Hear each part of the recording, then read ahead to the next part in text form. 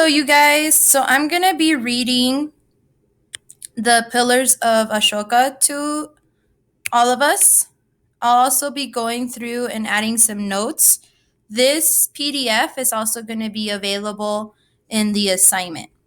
So we have here, this is one of the pillars. You can see that it has a lion on the top. It's pretty tall.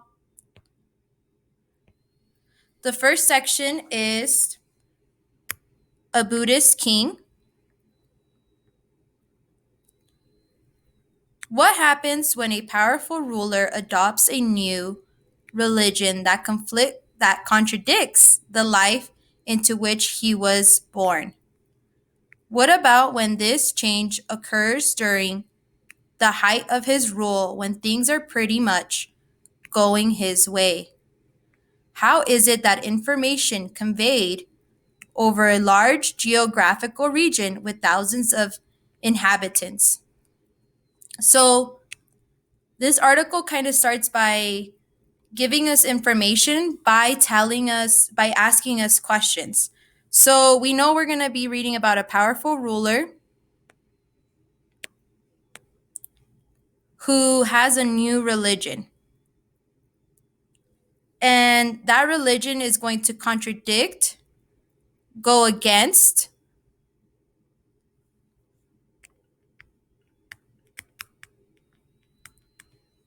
the life that he was born into. So let's see, the powerful ruler is going to be Ashoka. And the religion is Buddhism. And if we remember about Buddhism, it's all about peace.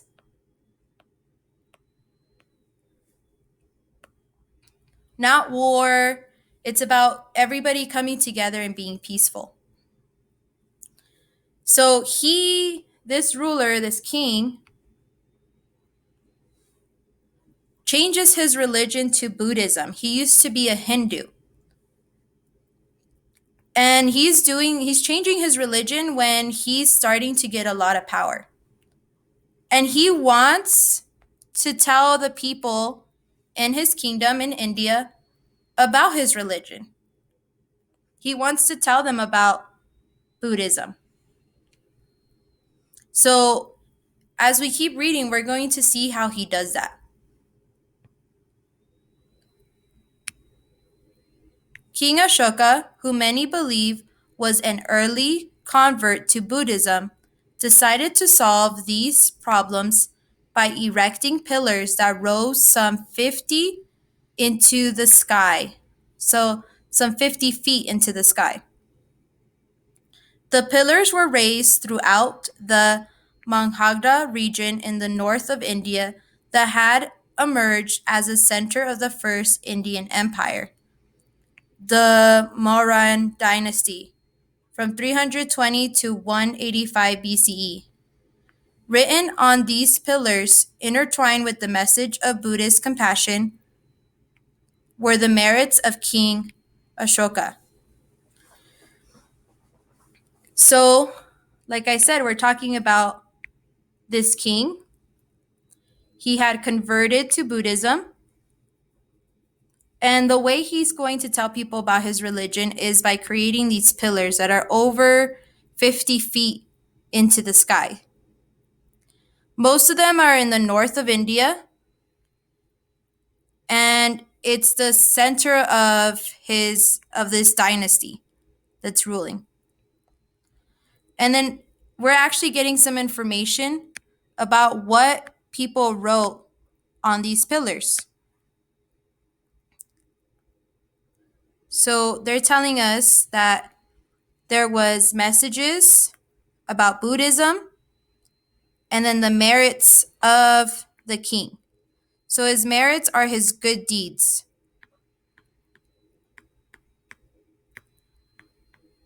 Good things that he did for people.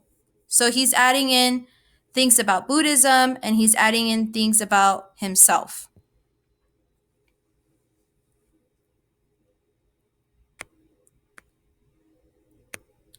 The third emperor of the Muron dynasty, Ashoka, who ruled from 279 BCE to 232 BCE, is widely believed to be the first leader to accept Buddhism and thus the first major patron of Buddhist art. Ashoka made a dramatic conversion to Buddhism after witnessing the carnage that resulted from his conquest of the village Kalinga. He adopted the teachings of the Buddha known as the Four Noble Truths, referred to as the Dharma, the law. And then here we have the Four Noble Truths. They should look very familiar because we went through this when we had the religion unit. So let's review this paragraph again. So it's telling us the time period that he was ruling. He was one of the first leaders to be a Buddhist. That means that he was one of the first people to actually be paying money to make Buddhist art.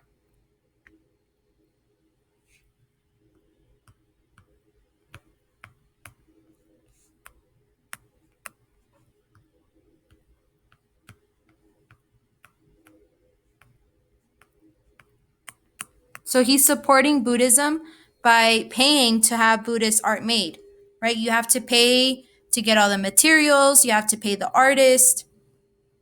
So he's a patron. He's giving this money, he's giving these materials so that they can make this Buddhist art. So the reason that he converted to Buddhism was that he saw in Kalinga there was a conquest. They were trying to take over this place. And then he saw all the carnage, all of the killing that was happening.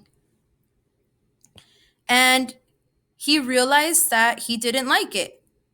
And he probably heard about Buddhism from somebody. And it probably made sense to him that maybe people should not be dying in wars. So we have here the Four Noble Truths, that life is suffering, and the cause of suffering is desire, is because you want things. You have to overcome your desires. And when you overcome your desires, you are able to not suffer anymore. So life, another summary for that is, being alive, you're going to suffer because you're always going to want something.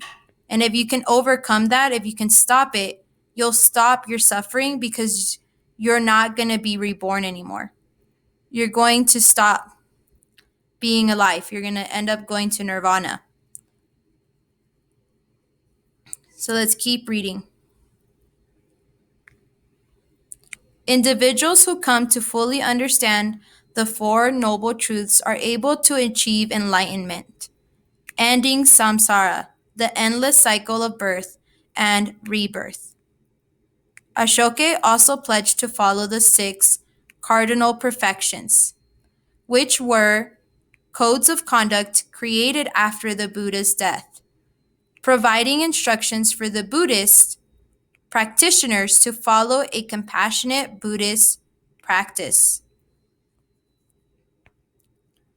Ashoka did not require that everyone in his kingdom become Buddhist, and Buddhism did not become the state religion, but through Ashoka's support, it spread widely and rapidly. So let's go back to this paragraph. So they're telling us a little bit about Buddhism, about reaching enlightenment, so then you stop being reborn. Remember, you're born, you live your life, and then you die. And then you're reborn again, and it's this circle. So enlightenment is when we stop that cycle. And then we have something called the 6 cardinal perfections. So they're just kind of rules that people who were Buddhists created after Buddha on how to live their life so that they can reach enlightenment. And then something towards the end of this paragraph that is really important is that Ashoka, did not require that everyone in his kingdom become a Buddhist. So he let people have their own religions.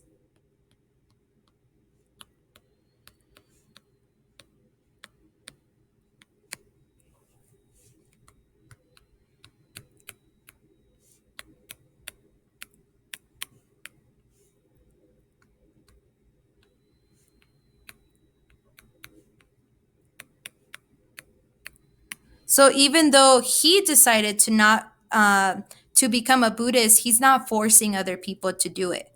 But because he was a person who supported Buddhism, it started to spread and other people did want to join it.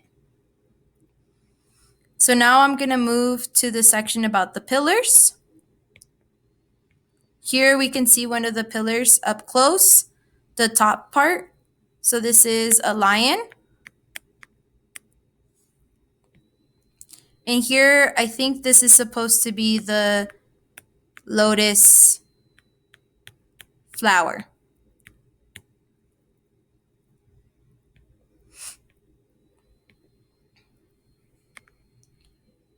One of Ashoka's first artistic programs was to erect the pillars that are now scattered throughout what was the Mauryan Empire. The pillars vary from 40 to 50 feet in height. They are cut from two different types of stone, one for the shaft and another for the capital.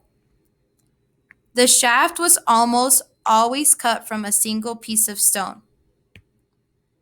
Laborers cut and dragged the stone from quarries in Mathura and Chunar, located in the northern part of India with Ashoka's empire. The pillars weigh about 50 tons each. Only 19 of the original pillars survive, and many are in fragments. The first pillar was discovered in the 16th century. So we're getting some information about what the pillars actually look like. So they're about 40 to 50 feet tall, and they're from two different types of stones. So if we go back up here, we could see that this part is one stone, and this one is a different type of stone. That's why they're two different colors.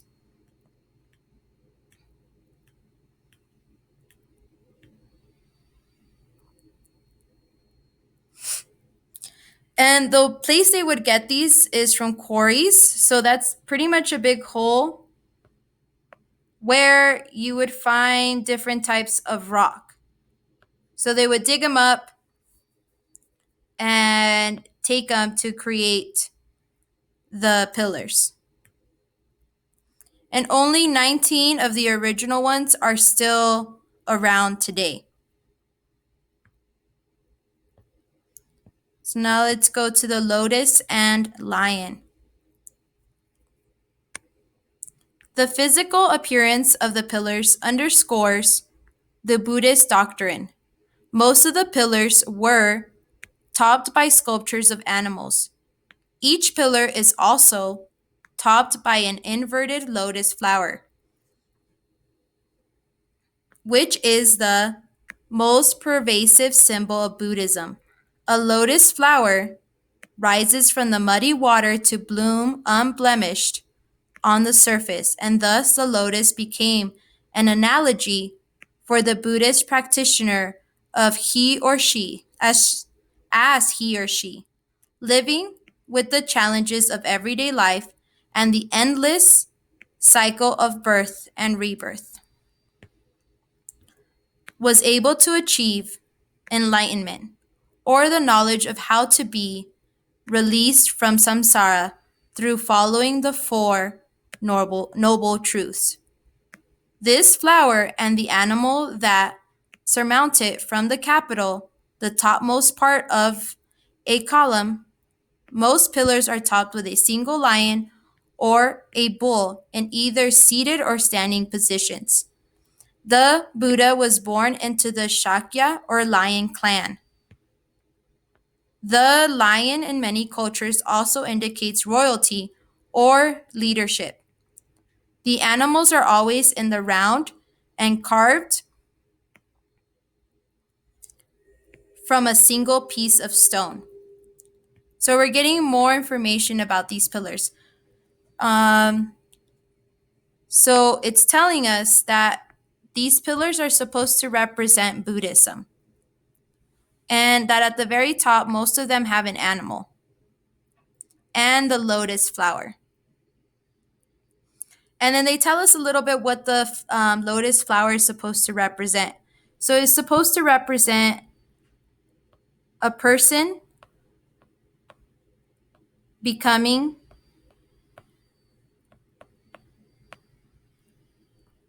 enlightened.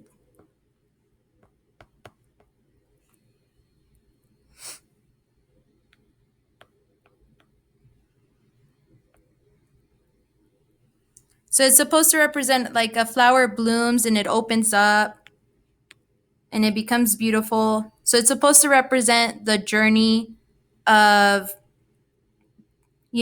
growing and becoming a better person. Most of the time, what's on the top is a lion. And people think that they picked a lion because Buddha was born into the lion clan. So in the village that he was born in, what represented them was a lion.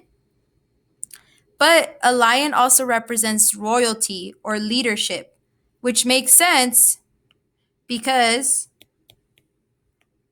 a king created them. So we could actually see up here what they're talking about. So like I said, here's the lotus flower. This is the bottom part and here's the top part. And then we have the lion.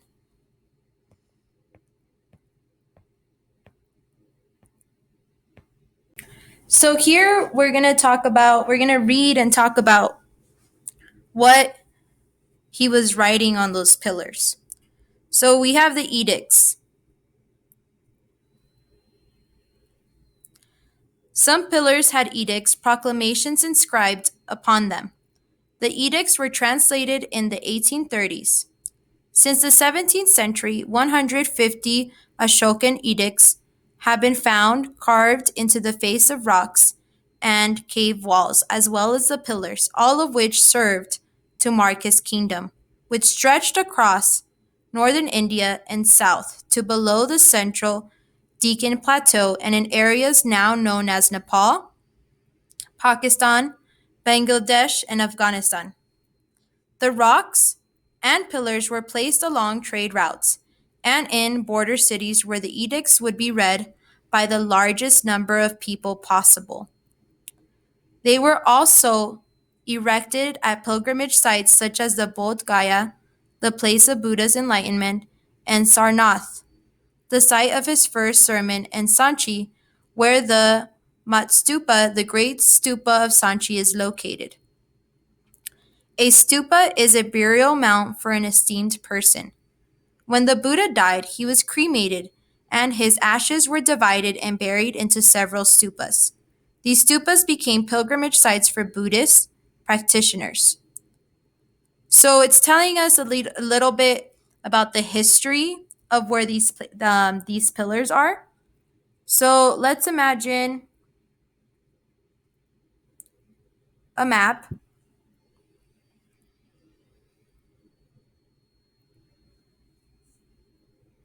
And it's split up into cities.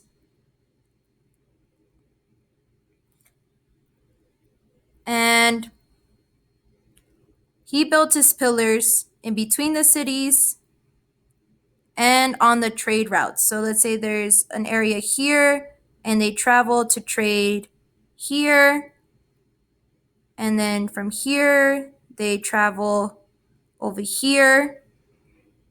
So he has his pillar in places where people are going to be, where people are mostly going to see them.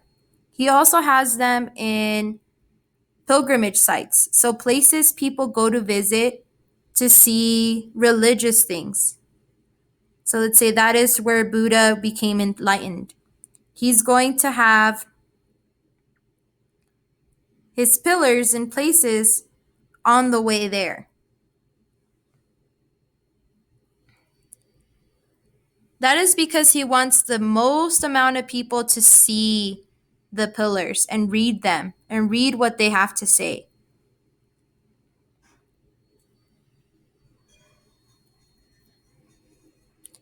Some pillars were also inscribed with the dedicatory inscriptions which firmly date them and name Ashoka as the patron.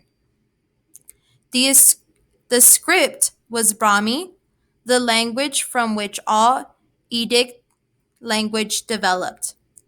A few of the edicts found in the western part of India are written in a script that is closely related to Sanskrit, and a pillar in Afghanistan is inscribed in both Aramaic and Greek, demonstrating Ashoka's desire to reach the many cultures of his kingdom. Some of the inscriptions are secular in nature. Ashoka apologizes for the massacre in Kalinga and assures the people that he now only has their welfare in mind. Some boast of the good works that Ashoka has done, underscoring his desire to provide for his people. So this paragraph actually tells us what those inscriptions, that writing, is actually saying. So some of the times it just says the date and that Ashoka was the one who paid for it. He has it in Brahmi, one language. He also has some that are written in a language that's very similar to Sanskrit. There's some in Aramaic and Greek. So he has it in, let's see, 1, 2, 3, 4 different languages because he wants to reach so many cultures. He knows that not everybody in his kingdom speaks the same language, but he wants to make sure everybody is able to read it.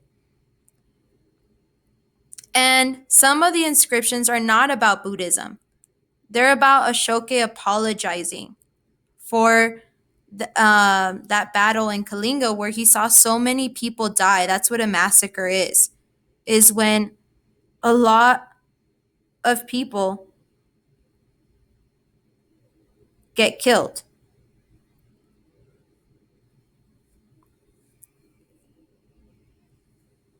So he's apologizing that that actually happened.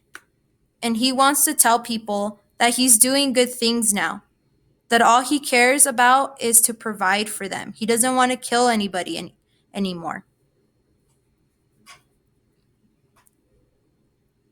So he's talking about on the pillars, the things he talks about is Buddhism, talks about his religion, and he talks about his the good things he's doing.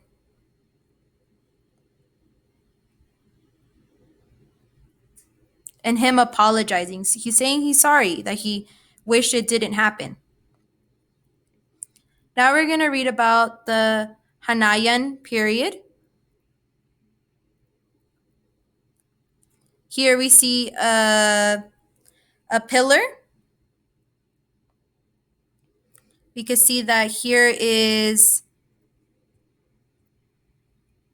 let's see. Right here we have a wheel. Right here we have some lions.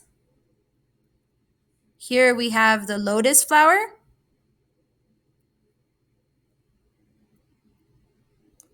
And we have people who are reading it, who are looking at the pillar.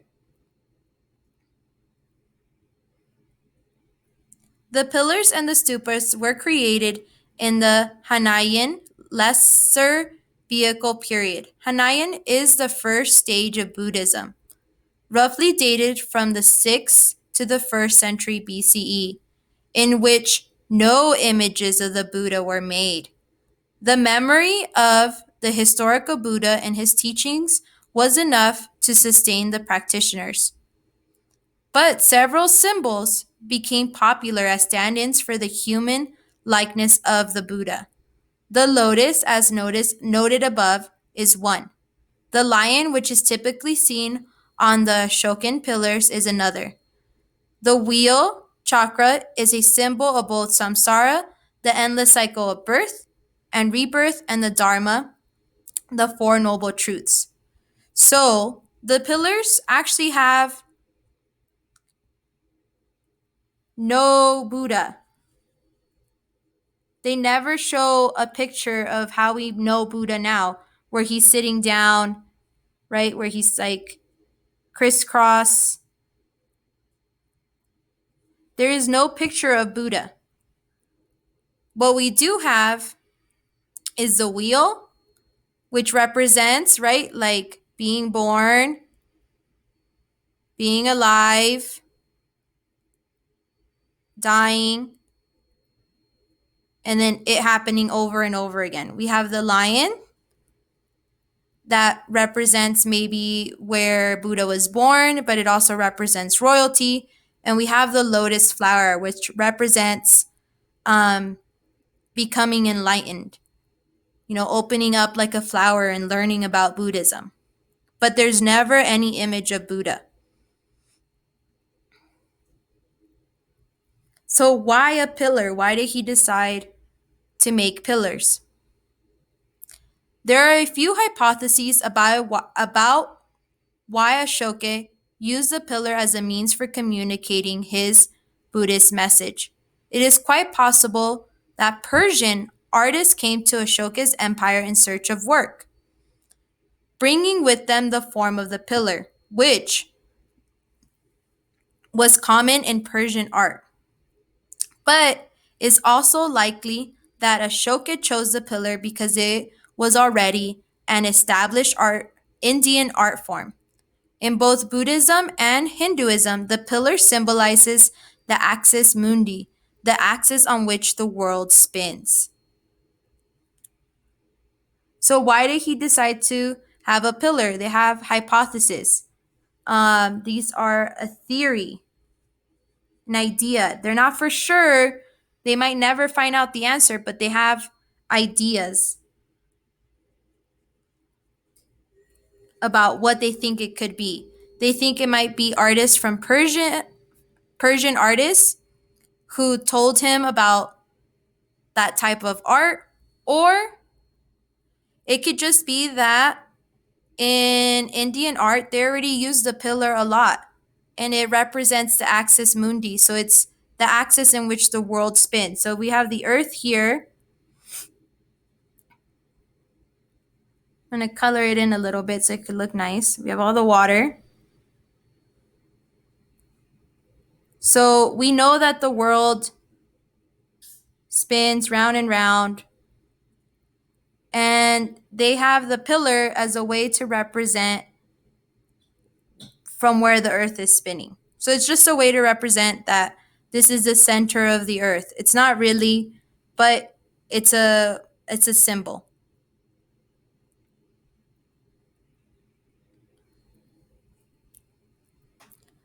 The pillars and edicts represent the first physical evidence of the Buddhist faith. The inscriptions assert Ashoka's Buddhism and support his desire to spread the Dharma through his kingdom. The edicts say nothing about the philosophical aspects of Buddhism, and scholars have suggested that this demonstrates that Ashoka had a very simple and naive understanding of the Dharma. But as Ven S. Dakmika suggests, Ashoka's goal was not to expound on the truths of Buddhism, but to inform the people of his reforms and encourage them to live a moral life. The edicts, through their strategic placement and couched in Buddhist Dharma, serve to underscore Ashoka's administrative role and as a tolerant leader. So we have a little summary here. They're telling us that this is the first physical evidence of Buddhist faith. So this is the first time that we have Buddhist art. This is the first time that someone with a lot of power is creating art that's Buddhist. And it's showing us his desire, or maybe his goal, what he wants to accomplish, to spread the Dharma. So to spread Buddhism. Here they're telling us that they don't say anything about the philosophical aspects of Buddhism, and that maybe that means that the pillars don't really talk about what's good, what's bad. They don't go into a lot of detail. Maybe because he had a simple understanding of Buddhism. It might be because this is when he first started becoming a Buddhist. But we have a researcher that his goal was not to really convince, not to teach people about Buddhism, but to inform them about Buddhism and encourage them to live a better life. So he's not really trying to make everybody who sees these pillars become a Buddhist. He's just trying to tell them, like, hey, I decided to do this and it tells me how to live a good life. So he's probably just doing it more for himself, or he's doing it because he loves Buddhism. There's a lot of reasons why he could be doing this, but it seems like his main goal is to just tell people about it, just to share it.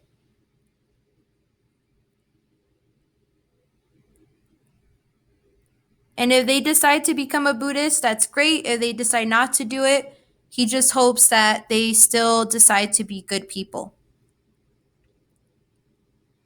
And then right here, edict number 6 is an example of one of the things that's written on a pillar. Beloved of the God speaks thus. 12 years after my coronation, I started to have Dharma edicts written for the welfare and happiness of the people. So we have here the person who's talking is Ashoka. He's saying that 12 years after he became a king, he started having Buddhism, the ideas of Buddhism written down for people to be happy with them and to read them. And so that not transgressing them, they might grow in the Dharma, thinking, how can the welfare and happiness of the people be secured? So he asked himself this question: how can I make sure that my people are happy and safe, secured, safe? I gave my attention to my relatives, to those dwelling far, so I can lead them to happiness, and then I act accordingly. I do the same for all groups. I have honored all religions with various honors, but I consider it best to meet with people personally. So he's saying, how do I make people happy? He's like, well, first, with my family members, I try to make them happy. And then whatever I did for my family, I'm going to do it for all people. And he said, meeting with people and talking to them was the best way he can make them happy, and teaching them about Buddhism.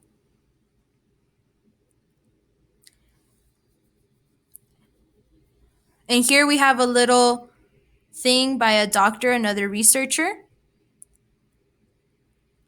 The details and extent to which Emperor Ashoka was practicing Buddhist is a topic debated by scholars, though it is widely accepted that he was the first major patron of Buddhist art on the Indian subcontinent. For more discussions as to whether or not Ashoka was a secular ruler, see Akel Pilgrim, and then they give us more things that you can read if you're interested about Ashoka. But they're just saying that he was probably, most likely, the first major person to be paying to make Buddhist art in India. Right? I hope me reading this is helpful to you and it helps you complete your notes. If you have any more questions, remember you can text me, call me, Class Dojo. Also, just leave a comment on the assignment. I hope this was helpful and I hope you have a good day.